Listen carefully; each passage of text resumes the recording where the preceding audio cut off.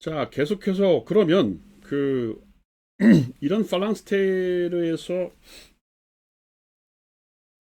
아이언 후리어는 어떤 인간의 정념을 발현시키려고 했을까? 이제 뭐 제가 초두의 광해에서도 시작했지만 이 사람의 화두는 열정이에요. 감정, 열정. 이걸 어떻게 하면 표현할 수 있게 하느냐. 아, 그러니까 이 사람이 왜 그 자유주의를 비판한 사회주의로 분류가 되냐면 계몽주의가 강조했던 이성에 대한 비판이 굉장히 커요. 이 사람이 보기에 이성이라고 하는 건 사실은 학문이 만드는 하나의 이데올로기고 사람은 절대로 이성적이지 않다는 겁니다. 그리고 이성적이지 않은 사람한테 자꾸 너 이거 해야 돼 저거 해야 되는 도덕 의무 이런 걸 강조하는 그렇게 해서 움직이는 사회라고 하는 거는 근본적으로 이 통합이 안 된다는 거예요. 나 이것도 오늘날 한국 사회에 대단히 중요한 하더라고 보는 겁니다. 너 까불면 가만 안 둬. 너 벌금이야. 우리 맨날 그러고 있잖아요. 근데도 뭔가 흉악 범죄가 점점 더 많이 있단 말이에요. 우리 뭐 중고등학교도 마찬가지지만 너 학폭하면 그냥 안 놔둬. 너 크게 징계할 거야. 너 인생 망해. 뭐 어디 어린애들도 이제 감옥 보내 이러고 엄포를 주지만 끔찍한 학교 폭력이나 끔찍한 사회 범죄가 점점 일어난단 말이에요. 이거 왜 그럴까?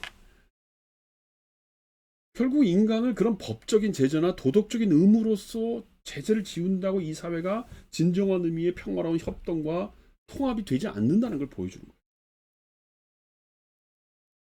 그건 사실은 유교에서도 그런 얘기 많이 했죠. 왜? 이 법치냐, 덕치냐 그런 얘기를 많이 하지 않습니까? 그 벌써 2000년 전, 3000년에 공자 맹자 시대에도 그걸 알았던 거예요. 사람을 그렇게 그냥 묶어두고 막 너 까불면 가만 안 놓고 막 강압적으로 해서는 안 된다는 거예요.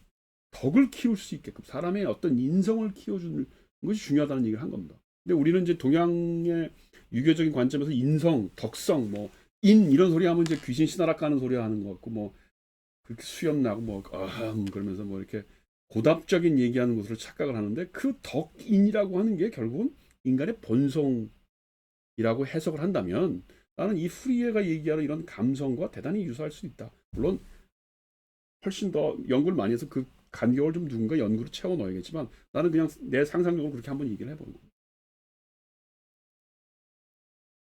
그래서 이 사람은 아주 근본적으로 뭐라 그러면 이성의 사회라는 건 총체적으로 허구의 사회라는 거예요. 그렇게 해서는 결합된 사회, 우리가 얘기하는 통합된 사회가 안 이루어진다는 거예요. 또 하나 여기서 중요할 게 뭐냐면 인간의 열정이나 욕구라고 하는 걸 개인적인 수준에서 생각하지 말자는 거예요. 타인과의 관계 속에서 생각하자는 거예요.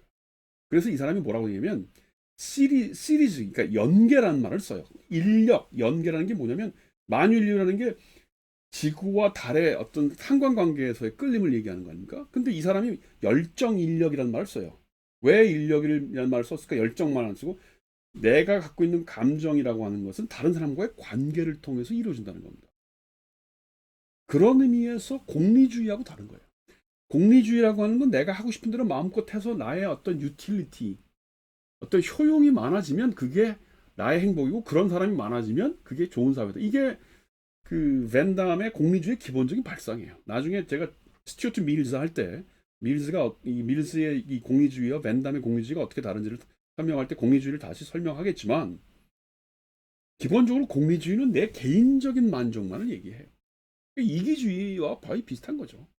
근데 지금 얘기하는 후리에가 얘기하는 이 열정, 나의 어떤 인력, 열정 인력이라고 하는 건 타인과의 공존 관계 속에서 이루어진다는 겁니다. 그런 의미에서 보면 열정은 인간의 노동을 어떻게 배치하느냐 이게 굉장히 중요하다는 거예요. 노동보다 나의 계급적인 위치를 내가 다른 사람과의 관계에서 어떻게 배치하느냐가 나의 열정을 행복하게 만드는 길이지 그냥 뭐 어디 파묻혀서 뭐 그냥 뭐 라면 100박스 싸놓고 맛있는 거 막 혼자서 막 먹고 있는 그것이 행복한 게 아니라는 겁니다. 이거 대단히 중요한 지적이라고 봐요. 또 하나 그 얘기가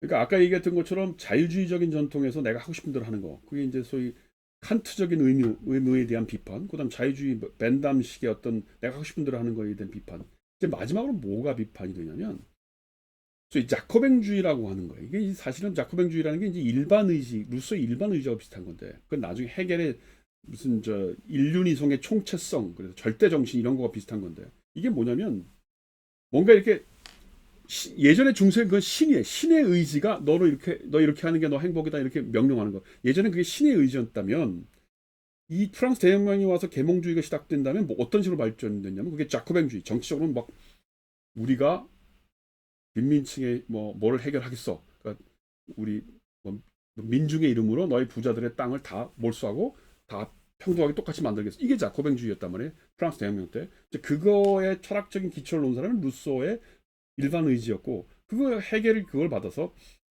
절대 정신 뭐 이런 얘기를 했단 말이에요. 그래서 해겔이 뭐라 그러냐면 국가가 명예해서 너 밖에 나가서 싸워라. 그래서 죽으면 그건 절대 정신에도 칭송받아야 될 얘기다. 뭐 이런 식의 얘기가 있었단 말이죠. 해겔 철학 안에. 그러니까 해겔 철학이 나중에 그것 때문에 이 히틀러주의의 어떤 독재 정권에 이용되겠다는 얘기도 있는데 이미 이 프리에는 그런 식의 어떤 자코뱅주의, 일반의지, 절대 정신에 의해서 사람을 평등하게 만들고 그런 의미에서 사람의 감정을 이렇게 억누르는 거 굉장히 위험하다고 보는 거예요. 한 20년 전쯤에 나온 영화 중에 뭐가 있냐면 영화 제목이 안 나는데 그 영화가 이제 미래의 SF 영화인데 어떤 영화였냐면 아침마다 무슨 알약을 먹어요. 그래서 그 알약을 먹으면 사람의 감정이 없어져. 좋고 싫고에 무슨 감정이 없어지고 그다음에 그 사회에서는 무슨 꽃을 키우거나 시집을 읽으면 그게 굉장히 중대 범죄예요. 그리고 사람들이 하는 행동이 다 똑같아져요. 그러니까 알약 먹으면 이제 증오나 분노의 감정이 다 없어져서 사람이 밋밋하게 되지고 그다음 아침마다 일어나서 똑같이 이렇게 우리 무슨 디지털 화면에 나오는 뭐 누구 만세 뭐 어쩌고저쩌고 그러고 뭐 하는 짓도 비슷하고 그 대신에 이제 사람의 어떤 경제적인 풍요와 평등은 유지가 되는 거예요.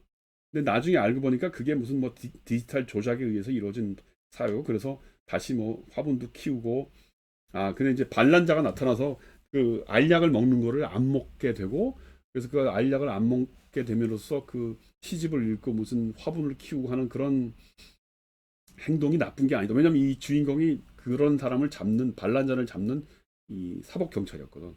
자기 스스로가 이제 그런 그 국가 권력 그런 그게 제 자코뱅주의죠. 자코뱅주의에 저항을 하면서 뭐 했던 나름대로 전 재밌게 봤는데 그게 이제 내가 보기에는 그런 자코뱅주의나 절대 정신이 작동하는 평등 사회죠. 그게 행복한 사회죠. 근데 그거 아니라는 겁니다. 그러니까 우리가 이 프리에를 통해서 우리가 분명히 알아야 될 건 개인의 감정은 다 달라요. 그리고 계급도 인정하는 겁니다. 그러나 다른 사람과의 관계 속에서 내가 즐거울 수 있는 관계를 찾자는 겁니다. 그런 의미에서 보면 이 사람은 어떤 질투하고 혐오하는 것도 분명히 인정해야 될 감정이라 보는 거예요. 재밌습니다. 자, 조금 봅시다. 여기 보면 이 사람이 얘기하는 감정의 계열을 좀 자세히 보기 전에 요 책에서 나왔던 얘기 몇 가지만 좀 보겠습니다.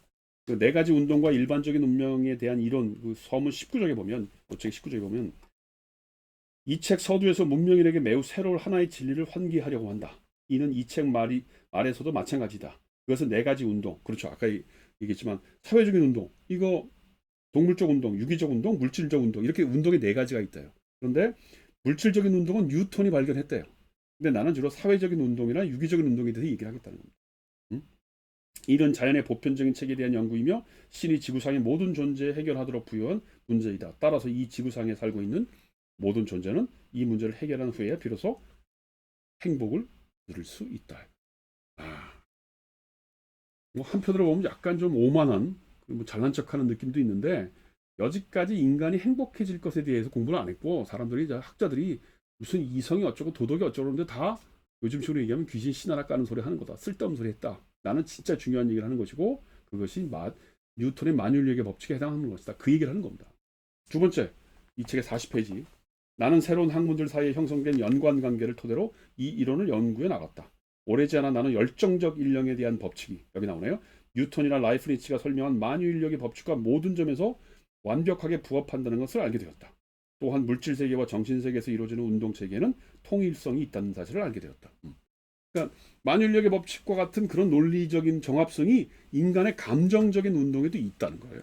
그래서 그거를 연구해야 된다. 자, 그러면 이 사람이 얘기하는 프레가 얘기하는 인간의 감정적은 뭐냐?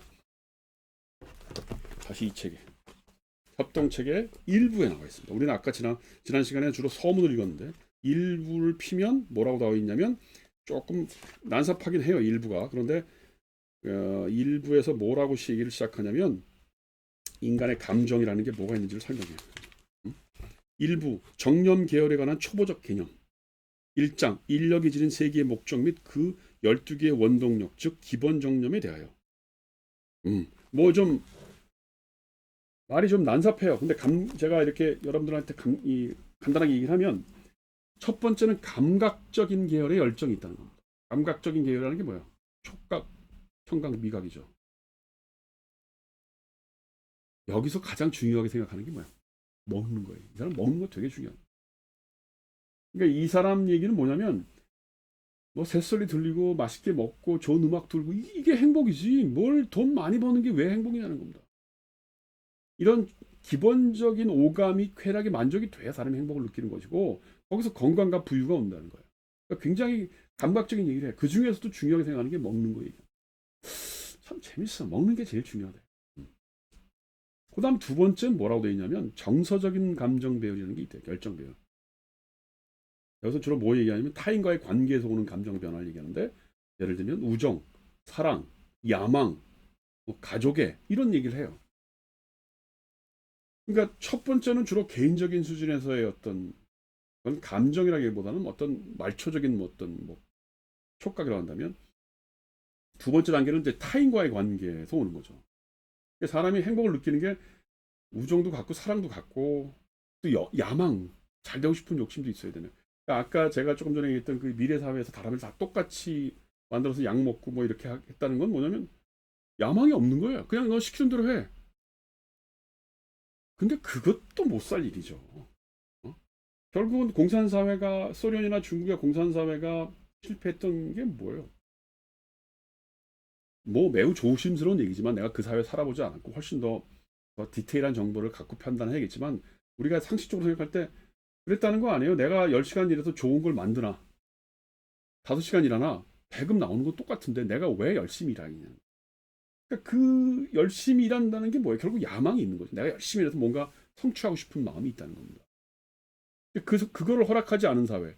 평등하지만 야망이 의미가 없는 사회. 그게 지난 소련이나 중국 사회였다면 그건 우리한테 굉장히 큰 의미를 주는 거죠. 뭐가 정말 진정한 의미에서 행복한 삶이냐. 그다음에 여기 가족의 이런 얘기도 하고 있어요. 마지막으로 분배적인 열정. 이게 중요한데. 분배적인 열정. 이렇게 이제 12가지의 감정을 이렇게 나눈 거예요. 계열별로. 근데 마지막에 이 분배적인 열정 계열이라는 건 뭐냐면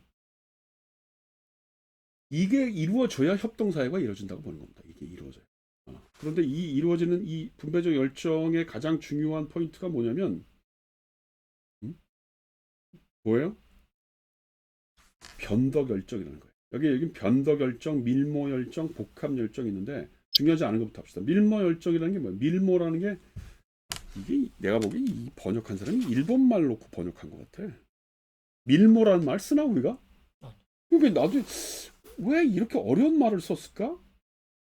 느낌상 미안하지만 불어책을 놓고 번역하신 게 아니고 영어나 일본 말을 놓고 번역하셨던 것 같아. 그러니까 이 말이 너무 어려워. 밀모라는 게 뭐냐면 이 사람이 얘기하는 게 아까 얘기했던 경쟁을 통해서 내가 뭔가 성취했어. 그래서 뭔가 성취감을 느껴. 이걸 밀모 열정이라고 보는 거예요. 그럼 오늘날 얘기로 하면 뭐예요, 그게? 뭐라고 하시겠어요? 우리 조교 선생이 만일 이거 번역한다 그러면 밀모 열정 뭐라고 할까요? 응? 뭐 그냥 성취 열정 뭐 그런 그냥 뭐 성공 열정 이렇게 하면 될 거 아니야. 물론 이게 지금 불어는 뭐라고 써 있는지 내가 확인을 안 해봤는데 하여튼 말이 어렵고요. 그다음 두 번째 복합 열정이란 말은 이것도 뭐 좀 말이 이상한데 감각 및 영혼의 쾌락들이 동시에 느껴지는 열정이래. 개념적인. 그래서 얘기를 뭐라고 되어 있냐면 협동과 경쟁, 조화, 부조화, 뭐 그다음에 개별적인 성취와 전체적인 완성. 그러니까 이제 밀모 열정이라고 하는 건 내 개인적인 수준에서 주로 얘기를 했다면 아마도 복합 열정이라고 하는 거는 집단과 집단이나 다른 사람과의 관계에서 뭔가 뭐 이런 거 이게 복합적으로 있다. 협동도 하면서 경쟁도 한다. 뭐 그런 얘기인 것 같은데 뭐 어쨌든 간에 그러니까 이 사람이 얘기하는 것 중에 재밌는 게 뭐냐면 협동이라고 하는 걸 좀 강조해요. 재밌죠. 경쟁, 내가 잘 되고 싶어 이거 하고 우리 다 같이 잘 살자 이거인데 이게 조화가 될 수 있다는 거예요. 그런 의미에서 보면 생시몽하고는 조금 또 차이가 나요. 왜냐하면 생시몽의 경우에는 우리가 그 새로운 기독교에서도 본 것처럼 박애주의 정치를 많이 강조했거든요. 산업사회에서 뭐 그런 기술 관료들, 과학자 관료들이 돈을 많이 벌게 해서 산업사회가 돈을 부유해지면 하층 계급에 뭔가 이렇게 시에 조금 나눠주는 그런 사회가 돼야 된다. 그게 좋은 사회라고 생각했던 반면에 이 사람들은 너 일 못해? 너 능력 없어? 그럼 넌 조금 월급 조금 받아야지. 이런 얘기를 한단 말이에요. 프리의 입장에서는.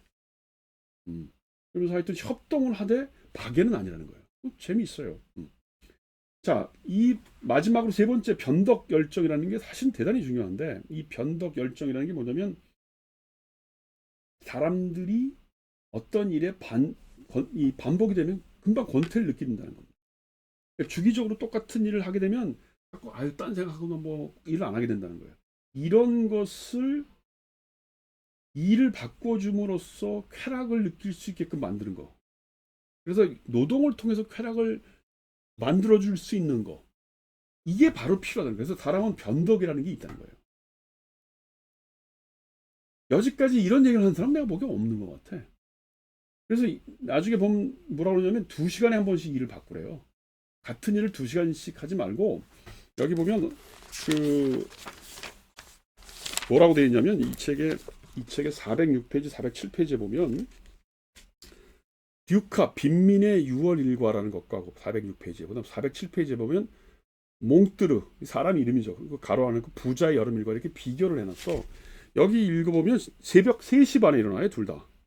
그래서 이 새벽 3시 반에 일어나가지고 이 빈민들이 하는 일이 뭐냐면 양마라는 게 말을 먹이는 거죠. 그 다음 정원사일, 그 다음 7시에 밥 먹고 7시 반에 풀 메고 9시 반에 야채 재배하고 11시에 우사. 그러니까 우사라는 게 뭐야? 그 소 막사를 청소하고 1시 점심 먹고 2시에 숲에서 작업하고 4시에 제조업하고 6시에 관계라는 게 뭐 물 흐르는 거 얘기하죠. 그다음 8시에 정념거래소에 참가. 정념거래소라는 게 뭐냐면 이제 너는 내일 무슨 일을 해 그렇게 정해주는 데 가서 내가 오늘 이만큼 10가지 7가지 일을 했어. 그럼 내일은 뭐 할 때 도장 받는 거겠죠. 내 생각엔 그래요. 근데 재밌는 게 뭐냐면 부자들도 뭐라고 일어나냐면 3시 반에 일어난대. 4시에 일어나서 조례식하고 전야의 복을 듣고 4시 반에 산업 퍼레이드고 1차 가벼운 식사, 5시 반에 수렵이라는 게 사냥 가는 거죠. 7시에 어조, 낚시하는 거예요. 8시에 조반하고 9시에 온상 경작 집단에 참가하고 10시에 디사가 뭐예요? 디사. 그다음 10시 반에 꽁 사육장에 가고 11시에 도도실에 온대요. 이 사람은 또 1시에 밥 먹고 2시 반에 냉실 집단이라는 게 뭡니까? 뭐 프레시라는 게 이제 시원한 집단이라는 건데 뭐 차 마시고 물 마시고 그런 거겠죠. 4시에 외국산 식물 집단에 참가하고 5시에 양어 집단, 6시에 전원, 6시 반에 메리노 양 집단, 8시에 정념거래소. 그다음에 정념거래소 갔다가 9시 반에는 뜰에서 미술 연주회 무도 연극 이런 거 본대요. 사람이 이렇게 살 수는 없겠지만 이렇게 살면 진짜 행복할 것 같아. 응? 어떻게 생각해요? 이런 식으로 두 가지 의미가 있는데 하나는 계급을 나눴어요. 응? 계급을 나눴어요. 물론 임금을 주는 건 또 다른 방법이에요. 그러나 돈이 많고 학식이 많고 가정 뭐 이런 교육이 많은 사람이 하는 일과 빈민 집단이 하는 일을 나눴어요. 그 다음에 일을 거의 하루에 한 7, 8가지를 바꿔가면서 해. 우리 조교 선생은 이게 가능할 것 같아요? 저는 불가능할 것 같아요. 왜? 프리에가 음, 말했던 것처럼 음, 약간 자기의 재능 이런 걸 더 중요시하지 않습니까? 음. 근데 약간 이렇게 딱딱 녹음할 대로 크게 얘기해 보십시오. 정해진 것만 하면 음, 그 공산사회와 별 다를 게 없지 않나. 그러니까 낚시를 잘하는 사람은 음, 신분에 관계없이 낚시를 많이 해서 생산력을 높이는 게 좀 더 효율적이지 음. 않나라는 생각이 들어요. 여전히 이제 그 산업주의 경쟁 생산고 이런 얘기를 하네. 네. 근데 사실은 팔랑스테르에서 사람이 살게 되면, 그러니까 이런 식으로 네. 열정에 따라서 일을 많이 바꾸면 네. 이 프리 얘기는 생산고가 4배, 10배씩 늘어난다고 써요. 실제로. 그러니까 이 사람 얘기가 뭐냐면 왜 산업주의가 돼서 프랑스 사회가 바뀌었는데 불구하고 사람들이 빈곤자가 많아지냐면 지금 뭔가 효율적이지 않다는 거예요. 생산이. 이렇게 팔랑스테에서 와서 이런 식으로 열정에 따라서 일을 배분하잖아요. 그럼 생산가가 훨씬 높아진다는 얘기예요. 사실은 뭐 예를 들면 정년 거래소에서 내가 어떤 일을 하도록 평가받는 작업이 벌써 불가능하겠죠. 너는 이거 해, 너는 저거 해. 그러나 상상을 해보면 예를 들어서 오늘 한 7가지 일을 했어. 아까 뭐 말, 뭐 소맥이고 무슨 뭐 자르고 뭘 하고 어쩌고 했는데 그 중에서 얘가 소보다는 말을 잘하더라. 뭐 이게 평가표가 나오겠죠. 예컨대. 짐작컨. 그럼 이제 그쪽으로 좀 집중이 되겠죠.